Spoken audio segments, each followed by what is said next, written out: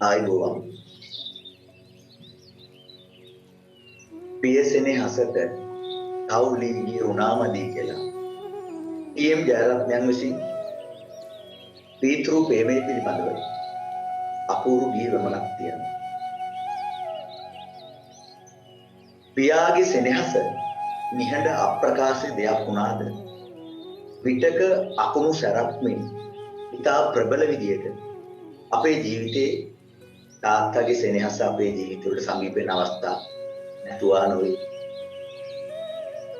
අම්මගේ ආදරේ අම්මගේ සෙනෙහස හදවතේ රැඳෙද්දී හදවතේ රැඳිලා විටක නිතඟින් අඳුල් ලෙස ගලා හැලෙද්දී තාත්තගේ ආදරේ හදවත දැන්ලා ඇස් දෙක රතු වුණා.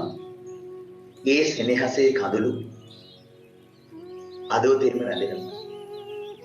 ඒක තමයි පීතෘ සෙනෙහස කියන්නේ. තාත්තගේ සෙනෙහස අප්‍රකාශිත නිහඬයි.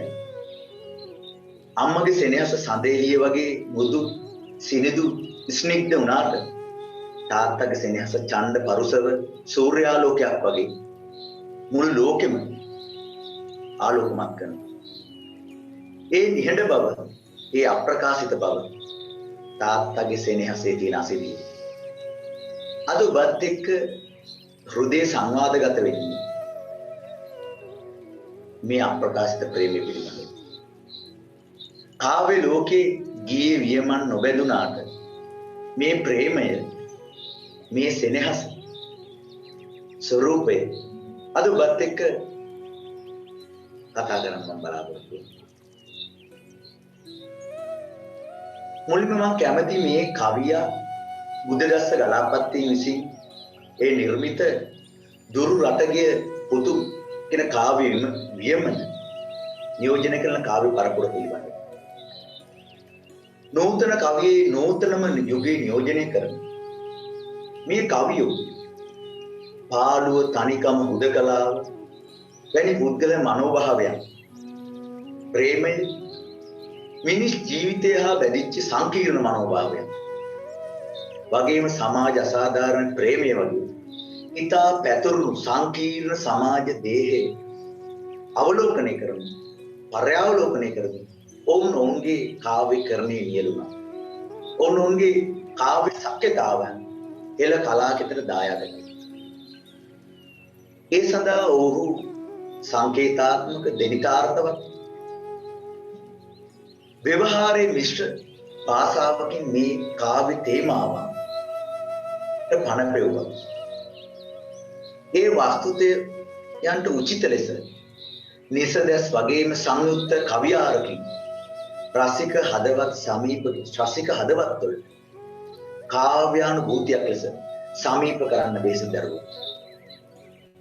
නූතන සංකල්ප වගේම ඒ වස්තු විෂයන්ට උචිත ලෙස ගැළපෙන ලෙස සංකල්ප රූප නිරූපණය කිරීමට මේ කවියෝ බේස දරුවා.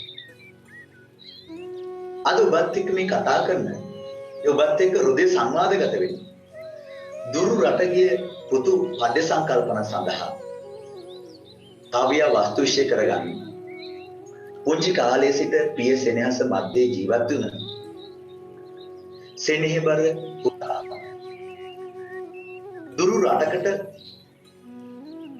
හදිසියේ වෙන්වීමත් සමග මේ කතක පියාට දැනෙවිච්ච පීතෘ සෙනෙහසේ වේදනාව හදවතේ කම්පනය තමයි බුද්ධදාස ගලප්පත්තිය විසින් අපූර්ව කවි වියමනක් බවට පත් කළා.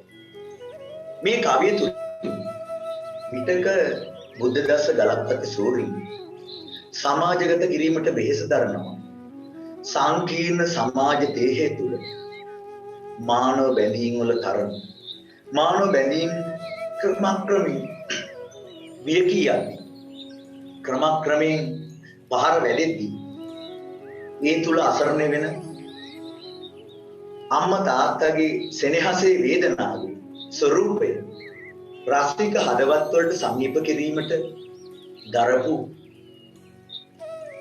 සුවිශේෂී උත්සාහයක් කියලා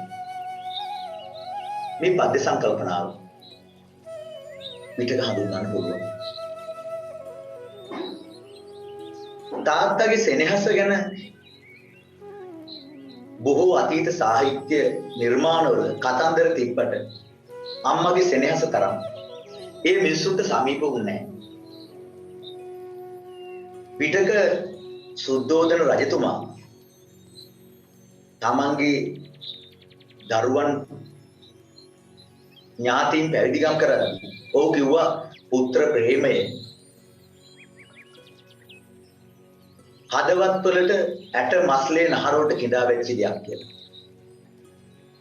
නිසා අවසරය ගන්න කියලා තවත් විතර මතක් කරා. ඔබ දන්නව නූතනයේ ඔබ අහපු හමාර බණවල ගීතේ. තාත්තගේ ප්‍රේමය තාත්තගේ සෙනෙහස රූපණේ වෙච්ච අපූර්ව පදවලක් තමයි ඒ ගීතේ. පුරුදු පාරෙම අදත් යනවා ඒත් වෙන ගමනක් මගේ පුතේ. කවමදාවත් මගේ බර උඹේ කරේ තිබ්බේ නෑ. හුඟක් බර නම් බිමින් තියපන්. තාත්තා තමන්ගේ ජීවිතේ අවසන් ගමන් යද්දී මේ කතක පුතාට මිනි පෙට්ටිය ඇතුලින් කියවනවා වගේ තාත්තගේ සෙනෙහස ඔහුට ඇහෙනවා. තාත්තගේ හදවතේ රිද්මයක් ලෙස. ඔහු කියනවා යන ගමන් මේ බේත් තුඬුව අරන් ඵලයන් අම්මගේ. යන ගමන් ඒ අම්මට තියෙන බේත් තුඬුවට බෙහෙත් ටික අරන් යන්න කියලා මතක් කරනවා. තාත්තගේ ප්‍රේමය තාත්තගේ පීතෘ ස්නේහය ප්‍රබල ලෙස කැටිවිච්ච අපූර්ව මේ සංකල්පනාවක් තමයි ඒ පුරුදු පාරම ගීතේ. ඒ අප්‍රකාශිත ප්‍රේමයේ තරම තමාගේ ජීවි නොතකා තමාගේ ජීවිතේ සැපත නොතකා තාත්තලා ආත්ම පරිත්‍යාගයෙන් සෙනෙහස දක්වපු අපූර්ව ගීතයක් තමයි ඒක. ඉතින් අදත් ඔබත් එක්ක මේ සංවාද ගත කරන පීතෘ සෙනෙහස ගැන කියවෙන මේ පද්‍යාවලිය කවියක් ස්වභාව ධර්මයේ සංසිද්ධීන් වලට ඒ කතක කවියගේ හදවතට දැනෙච්චි වේදනාවන් පාළුව තනිකම කාංශය බුද්ධ දස ගලප්පත්තිය විසින් අපූර්වට පද සංයෝජනය කළා කියනවා. ඉරු එළිය ගලා ඒ කුටියට කවුළු පියන් පත් අතරින් සුපුරුදු විලසින්න. එහෙත් කිම ඒ හිරු එළිය අද දින මලානික වී අවදි නොකරන්නේ මාසිත. වෙනද හිමිදිරි උදෑසන ඒ සුපුරුදු පරිදි කවුළු පියන්පත් විවෘත කරද්දී අරුණුවන් පාටට ආලෝක ධාරාව කාමරය තුළට වැටෙද්දී ඒ සෞන්දර්යයෙන් පිරුණු හදවත ප්‍රමුදිත කරන එක. සුපුරුදු විලසින්ම ඒ සුපුරුදු පරිදි කාර්ය කරද්දී ඒ හිරු එළිය අද මලානෙක වී අවදි නොකරන්නේ මාසෙ. වෙනද අවදි විච්චි සූර්ය ආලෝකය අද මේ කවි හදවත තුළ මේ කතක තාත්තගේ තුළ හදවත අවදි වෙන්නේ නැහැ. මේ ලෝකෙ කොච්චර සෞන්දර්යයෙන් පිරී ගියත් අපේ හදවතක කොනක වේදනාවක් කඳුලක් වෙලාගෙන ඉද්දි අපිට මේ ලෝකේ ලස්සන පේන්නේ නැහැ. කවියගේ හදවතේ රැඳිච්ච වේදනාබර ස්වરૂපය ස්වභාව ධර්මයට සම්බන්ධ කරමින් බුද්ධ දස්ස ගලප්පති සූරි අපූර්වට නිරූපණය කරනවා. රසික හදවත්ති හිමිදිරි උදෑසන සූර්යාලෝකයේ කවුළු පියන්පත් අතරින් කාමරයට ගලාවන අයුරු දෘශ්‍ය සංකල්ප නූපර නිරූපණය කරනවා. ඇසෙන නික විහිඟ ගීනද අලුවෙමින් පෙරදා ලෙස රිදුම් දෙනු විනා මාසිත නොගෙනින්නේ කිම්ද කිසි මිහිරක්. හිමිදිරි උදෑසන වෙනදා කිචිවිචි හඬ නන්වනින් විහෙඟුම් දස දෙස කුරුළුගේ ගයද්දී කතක කවියාගේ කතක තාත්තාගේ හදවත අවදි වුණා. ඒ අවදි වුණ ඒ කුරුළු ගීත අද රිදුම් දෙන විනා මාසිත. වෙනදා ඒ හදවත සොම්නසට සතුටට පත් කරගත්තේ ඒ කුරුළු විහග නද. ඔහුගේ හදවතට අද රිදුමක් ගෙන දුන්නා. නොගෙනෙන්නේ කිම්ද කිසි මිහිරක්. වෙනද මුළු ආත්මෙම ප්‍රමුදිත කරද්දී ඒ කුරුළු හඬ මුළු ආත්මෙම නිවා සනහද්දී අද ඒ සතුටක් ඔහුගේ හදවතට ආවේ නැහැ. ඔහුගේ හදවතේ හිරවිච්ච වේදනාව කවියා ශ්‍රව්‍ය ගෝචර සංකල්ප අපූර්ව නිරූපණය කරනවා. වෙනද කිචිපිචි හඬ නංවල ඒ පාරිසරික දේශවන් පිනවන පාරිසරික සංසිද්ධි රසිකයා මොහොතකට ශ්‍රව්‍ය ගෝචර සංකල්ප නිරූපණය කරන සජීවී සංසිද්ධියකට ගෙන යනවා. පිපි අතු අග නිකමල් සැලෙනා නමුදු මද පවනි හද සැනසූ සුවඳ පෙරදින නොදැනේ ඉන්නේ කිම්ද අද දින. තුරුලියන් මුදුනේ විකසිත පුෂ්පය පුෂ්පාවලි මද පවනට සුවඳ දසදිස වතුරු වර්ගී ඒ නැගින සුවඳ මිනිසුන්ගේ හදවත් අවදි කරනවා. මිනිසුන්ගේ ආත්මයන් අවදි කරනවා. නැවුම් හැඟුම් ප්‍රමුදිත හැඟුම් හදවතට ගලා එද්දී අද දින මේ කතක තාත්තගේ හදවත අවදි කරේ නැහැ. හද සැනදූ සුවඳ පෙර නොදැනී ඉන්නේ කිම්ද අද දින. මේ ලෝකේ ලස්සනත්වයෙන් පිරි සෞන්දර්යත්වයෙන් පිරි කිසිම හැඟීමක් මේ කතක තාත්තගේ හදවත අවදි කරන්නේ නැහැ. ඒ කතක තාත්තගේ හදවත ඇතුලේ හැංගිච්ච තැනක කිසිම වේදනාවක් තිබ්බා. කවියා මේ ස්වභාව සෞන්දර්යයේ සංසිද්ධිය සමග මිනිස් ආත්මගත මනෝභාවයන් අවදි කරන ස්වභාව සෞන්දර්යයේ සොඳුරු දසුන් සොඳුරු නිමේෂයන් ගෙනහැර දක්වලා ඒතේ සොඳුරු දසුන් පරයායන් ආත්මගත මනෝභාවයන් වේදනා මේ ලෝකේ කිසිම සෞන්දර්ය තැනකට අවදි කරන්න බෑ කියන සටහන මේ ගීය මේ පද ගැලපුම තුලින් පද යෝජනය තුලින් සටහනක් නිරූපණය කරනවා. වෙලාගෙන මා ගතසිත පාළුව ගලාවි මා වටකොට අත් මිදුණු කෙලෙසද මේ රුදු පාළු හැඟුණු. මේ අහිංසක තාත්තගේ පුතු සෙනෙහස වියෝ වීමත් සමග මුළු ආත්මෙම වෙලා ගනිද්දී මුළු ආත්මෙම පාළුව තනිකම හුදකලාවෙන් වෙලා ගනිද්දී අත්මිදුණු කෙලෙසද මේ රුදුරු පාළු හැඟීම ඔහුට දරා ගන්න බැරි වෙනවා. තාත්තගේ සෙනෙහස මේ කතකේ අපූර්ව ලෙස නිරූපණය කරපු පද ගැලපුමක් තමයි මේ.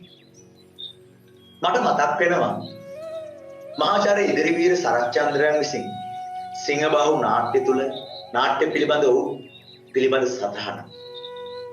පුතු සෙනෙහස පිතු හදට දැනුණට පුතු හදට නොදැනේ කියලා. පිතු සෙනෙහසේ තරම ඔහු නිරූපණය කරනවා. සිංහබාහු නාට්‍යයේද වියරු වැටෙන සිංහයාගේ තුලින් නිරූපණය වන්නේ ඒ පිතු සෙනෙහස.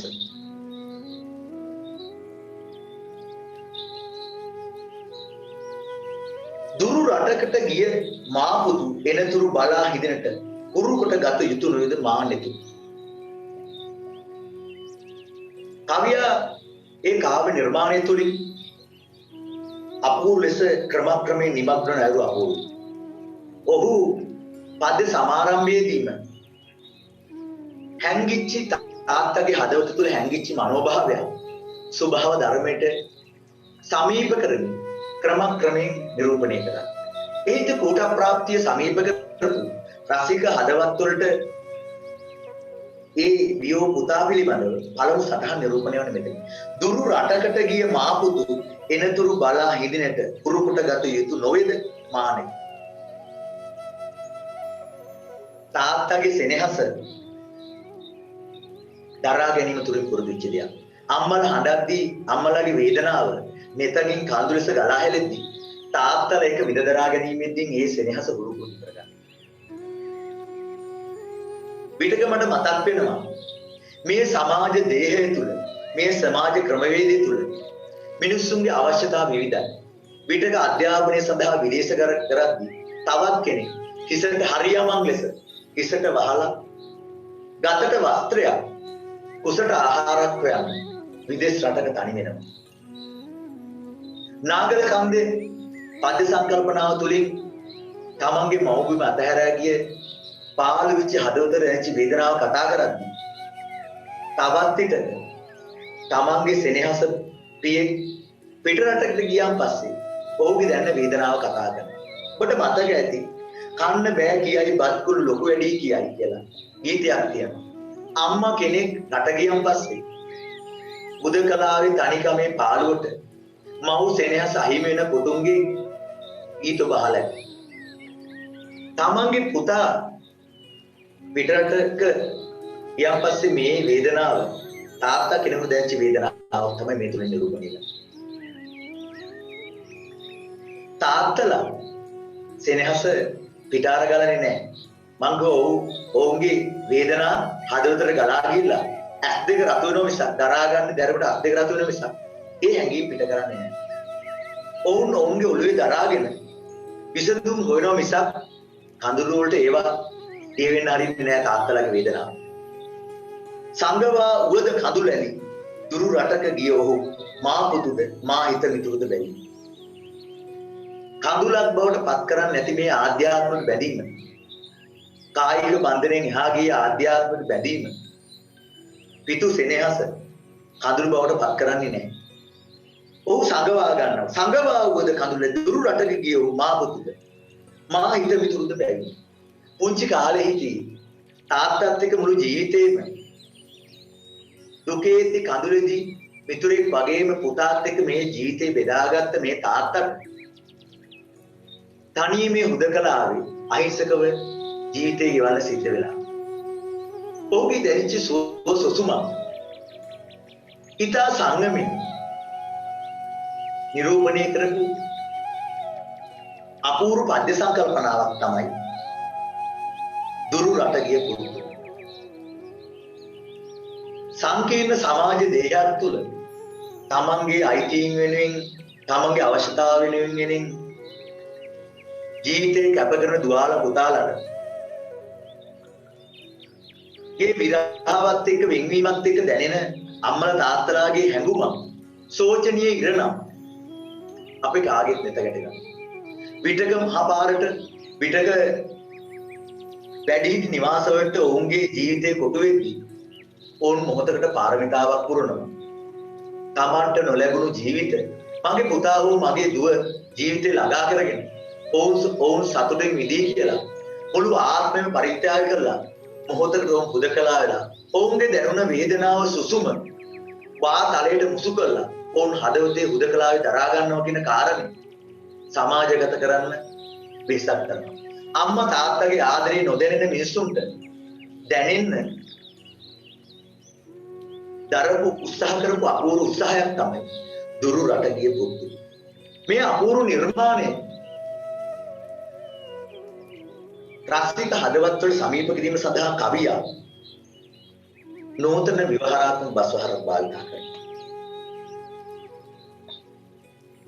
කාව්‍යාත්මක යෙදුම් භාවිත කරන කවියා පාඩුව ගලාවිත් මා වටකොට සංගවා උවද කඳුලැලි පිරු එළිය ගලායේ කුටියට ආදී ලෙස කාව්‍ය අධ්‍යක්ී කාව්‍ය රස පිරුණු රස මුසු තැන් අපූර්ව ලෙස කැටි කරපු පද යෝජනන් වගේම ඒත් කිම හිරු එළිය අද දින අවදි නොකරන්නේ මාසිත නොදැනෙන්නේ කිම්ද ආදී ලෙස ව්‍යවහාරාත්මක බස්වහර මේ පද යෝජනය සඳහා කවියා භාවිත කරනවා. හිරු එළිය ගලායේ කුටියට ආදී ලෙස රසික හදවත් තුළ සජීවී සිත්තමක් ලෙස දෘශ්‍ය ගෝචර සංකල්ප නිරූපණය කරන අතර තවත් පිටක ඇසෙන නෙක විහඟ ගීනද යයි ශ්‍රව්‍ය ගෝචර සංකල්පද කවිය අපූර්ව ලෙස මේ පද ගැලපුම් තුළින් නිරූපණය කරනවා. නිසදස් ආකෘතියකට කැටි කරන මේ පුද්ගල මනෝභාවය උත්තම පුරුෂ දෘෂ්ටි කෝණයක් කරා රසික හදවත් තුළ කරුණා රසයේ වැහැමින් නූතන සමාජ සංකීර්ණ සමාජ වටපිටාවේ තිබෙන නූතන සමාජ ප්‍රශ්නයක් ඊටා සංයමේ රසික හදවත් ඉදිරියේ චිත්‍රණය කිරීමට දරපු අපූර්ව වෙසක් තමයි දුරු රටගිය පුරුදු.